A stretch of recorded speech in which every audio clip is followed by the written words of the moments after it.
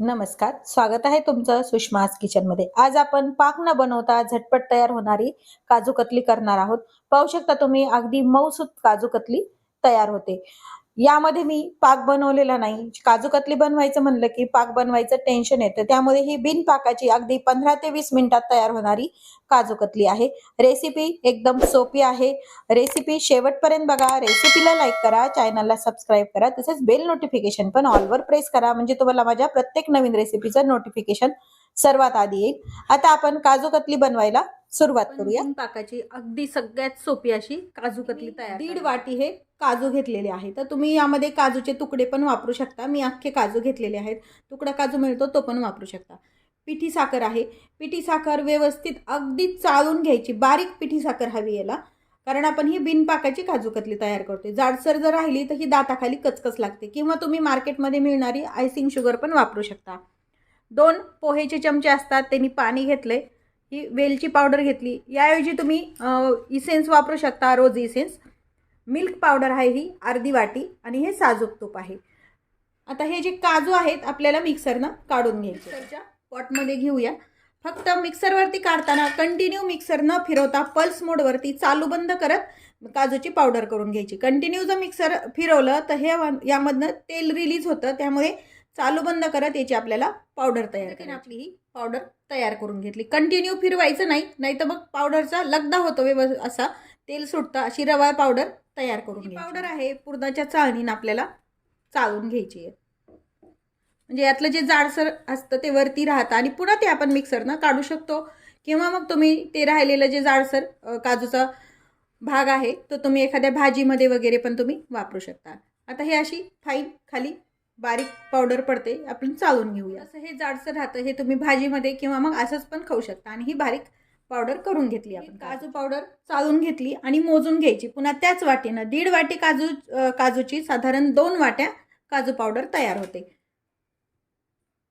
मोजून यासाठी घ्यायचे की याला साखरेचं प्रमाण लक्षात येतं किती वापरायचं ते, म्हणजे 2 वाट्या काजू पावडर जर तुम्ही घेतली तर 1 वाटी साखर, अर्धी वाटी मिल्क पावडर वापरायची। पॅन गरम करायला ठेवला। ही काजूची पावडर आपल्याला थोडीशी अगदी गरम करून घ्यायची। कशासाठी? तर याचा कच्चेपणा जावा म्हणून। नेहमी आपण पाकातली करतो त्याला काही गरम करायची गरज पडत नाही, पण या पद्धतीने आपण ही गरम करून घ्यायची।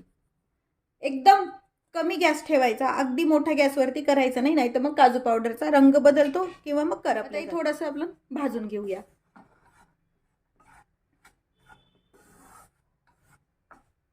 काजू पावडर आपण 2 मिनिट झालेत परततो। हाताला व्यवस्थित गरम लागते इतपतच ही भाजी। आपली मिल्क पावडर आहे ती पण टाकून घ्यायची, म्हणजे मिल्क पावडरचा पण जो कच्चा वास असतो तो निघून जातो, आणि टेस्ट पण। आता हे मीडियम हीटवरतीच एक पुन्हा 2 मिनिट आपल्याला हे दोन्ही भाजून घ्यायचं आहे। इतपतच की ते गरम व्हावं इतकंच, त्याचा रंग बदलला नाही पाहिजे, हे लक्षात घ्या। व्यवस्थित गरम झाले, गॅस बंद करून घेऊया, आणि गरम जोपर्यंत कढई आहे तोपर्यंतच याच्यामध्ये हलवून घेऊया। गॅस आपण पूर्ण बंद केलेला आहे, फक्त थोडंसं हे 2 मिनिट कढई थंड होईपर्यंत यातच आपण मिक्स करूया, म्हणजे थोड्याशा त्याच्या गरमीमध्ये अजून याचा कच्चेपणा निघून जातो। पण गॅस मात्र बंद करू। भाजलेलं मिश्रण आहे एका भांड्यामध्ये आपण काढून घ्यायचं दुसरे। तुम्ही अजिबात कलर बदललेला नाही, व्यवस्थित ही मीडियम हीटवरती आपण गरम करून घेतलेली आहे। त्यामध्ये जी आपण घेतलेली ही पिठी साखर आहे ही टाकून घ्यायची। 2 वाट्याला 1 वाटी पिठी साखर वापरायची।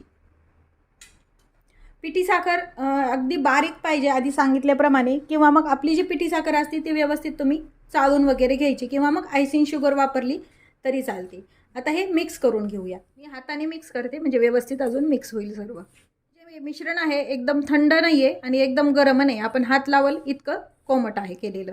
त्यामध्येच आपण पिठी साखर मिक्स करून घेतलेली। तूप घेतलंय ते आपण टाकून घेऊया, अर्धा चमचा। तुपामुळे काजू कतलीला चमक छान येते, आणि हे मिश्रण थोडं गरम असल्यामुळे यात व्यवस्थित मिक्स पण होतं। ते मिक्स झाले, वेलची पावडर टाकून घेऊया। वेलची पावडर आपण जे पाणी वापरणार आहोत त्यात टाकली तरी चालते, किंवा मग अशी मिक्स करून घेतली तरी चालते। रोजी सेन्स जर वापरणार असलात तर तुम्ही हे जे पाणी आहे आपण वापरलेलं त्यामध्ये टाकून घ्यायची। साधारण सुरुवातीला 1 चमचा टाकतच हे मिश्रण मिक्स करून घ्यायचे। मी सुरुवातीला 2 चमचे पाणी टाकून घेतले। एकदम पाणी टाकायची घाई करायची नाही, कारण हे पिठी साखर असल्यामुळे हे मिश्रण पातळ पण होऊ शकतं। आता एवढ्याच पाण्यामध्ये आपण कितपत याला गोळा बनतो ते पाहायचं आणि मग नंतर पाणी टाकले. पुन्हा 1 चमचा पाणी टाकून पुन्हा एकदा मिक्स करायचं. थोडं थोडंच पाणी टाकायचं हे लक्षात ठेवा, नाहीतर हे मिश्रण एकदम पातळ होतं. छान घट्ट गोळा तयार करून घेतलाय. साधारण 4 चमचे पोहेच्या पाणी लागलं याला. छान मळून घेऊया पुन्हा एकदा याला. आता कतलीचा गोळा तयार करून घेतलाय. याला चिरा जाऊ नयेत म्हणून पुन्हा एकदा मिक्सरवरून फिरून घ्यायचा, म्हणजे सॉफ्ट असं पीठ हे तयार होतं. थोडेसे असे तुकडे करायचे. खूप जास्त मिक्सर नाही चालवायचं, अगदी थोडंसं पल्स मोडवरती फिरून घेऊया, म्हणजे हे मऊसर असा गोळा छान तयार होतो. मिक्सरमधून फिरून घेतलं एका भांड्यात. हे स्मूथ बॅटर अगदी तयार होतं आणि रंग पण छान येतो, अगदी विकतच्या काजू कतलीसारखा. म्हणून ही एक्स्ट्राची स्टेप एक करायची आणि ह्याचा आता गोळा करून घेऊ. पाहू शकता तुम्ही अगदी मऊसर गोळा तयार झालाय. इतपत हे असा घट्टसर करून घ्यायचा. मिक्सरनं काढल्यामुळे याला स्मूथनेस जास्त येतो. मी एक पॉलिथिन घेतली, यावरती हा जो आपला तयार केलेला काजू कतलीचा डव आहे तो ठेवून घेतलाय. यावरती ही दुसरी पॉलिथिन ठेवायची. तुमच्याकडे बटर पेपर असेल तर तो पण तुम्ही वापरू शकता, किंवा मग ट्रान्सपरंट पॉलिथिन वापरू शकता, किंवा मग फॉईल पेपर. आता हे व्यवस्थित आपल्याला पाहिजे तितपत आपल्याला पातळ असं लाटून घ्यायचं. थोडंसं घट्ट असल्यामुळे लाटायला थोडा त्रासदायक होतं, पण व्यवस्थित लाटून घ्यायचं, फिरून घ्यायचं. हे असं जसं हवं तसं तुम्हाला. साधारण अर्धा इंच जाडीची पोळी ही लाटून घ्यायची आपल्याला. हे जे काजू कतलीचं मिश्रण आहे त्याची आपण अशी एक अर्धा इंच अशी शीट लाटून घेतलेली आहे. हे साईडनं जे जाडसर असं कडा चिरा जातात हे आपल्याला सुरीनं किंवा मग एखाद्या पिझ्झा कटरनं कट करून घ्यायचं आहे. कट करतानाचा व्हिडिओ थोडा प्रॉब्लेम आल्यामुळे तो शूट झालेला नाही आहे. हे आपण कट करून घेतले साईडनं चौकोनी व्यवस्थित. शक्यतो काजू कतली ही डायमंड आकारात असते, त्यामुळे तुम्ही त्याला कसा आकार द्यायचा आहे ते तुम्ही ठरवायचं आहे, म्हणजे चौकोनी द्यायचा का डायमंड शेपमध्ये द्यायचा. पण शक्यतो डायमंड आकारात असते म्हणून बरेच जण तसंच देतात.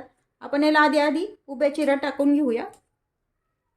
मेजरमेंट घ्यायची असेल तर तुम्ही स्केलनं पण मोजून घेऊ शकता, म्हणजे सगळ्या सारख्या ह्या काजू कतली तयार होतात. आता या साईडनं डायमंड शेप घ्यायचा आहे, त्यामुळे थोडंसं हे क्रॉस द्यायचं याला. यावरती मी चांदीचा वर्क वगैरे काही लावलेलं नाही आहे. तुम्हाला जर लावायचं असेल तर तुम्ही लावू पण शकता.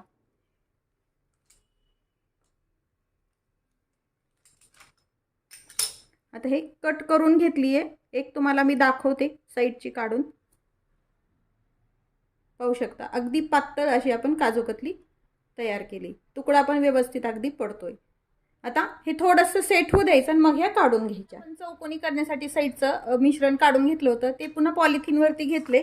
ते आपण काजू कतली जी केली ती सेट करायला तशीच ठेवली. ही दुसरा पेपर मी वापरतीये.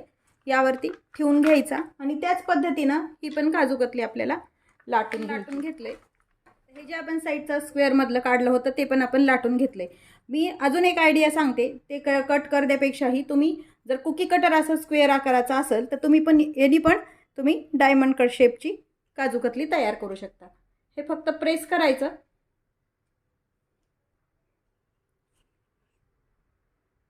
पाहू शकता तुम्ही. या पद्धतीने पण आपण काजू कतली छान एकसारखी आपण करू शकतो. याच्या आपण अशाच काजू कतली करून घेऊया. कुकी कटरनं कट करायचं असेल तर तुम्हाला ह्या पोळीला आकार स्क्वेअरचा वगैरे द्यायची पण गरज पडत नाही. इझी तुम्ही या आकारामध्ये जिथे पाहिजे तिथं हा शेप ठेवू शकता आणि कट करू शकता. ही पद्धत खूप सोपी आहे करायला. अगदी सहज निघते पाहू शकता तुम्ही. आणि अगदी मार्केटसारखी लवचिक पतली एकदम आपण काजू कतली तयार केलेली आहे. तयार आहे आपली इन्स्टंट अशी काजू कतली. एक मी तुम्हाला तोडून दाखवते. पाहू शकता अगदी मऊसूत अशी ही काजू कतली तयार होते. रेसिपी नक्की करून पहा. रेसिपीला लाईक करा, चॅनलला सबस्क्राईब करा, तसेच बेल नोटिफिकेशन पण ऑलवर प्रेस करा, म्हणजे तुम्हाला नोटिफिकेशन सर्वात आधी येईल. अशाच नवीन रेसिपीसोबत पुन्हा भेटूया. तोपर्यंत बाय बाय. व्हिडिओ पाहिल्याबद्दल खूप धन्यवाद.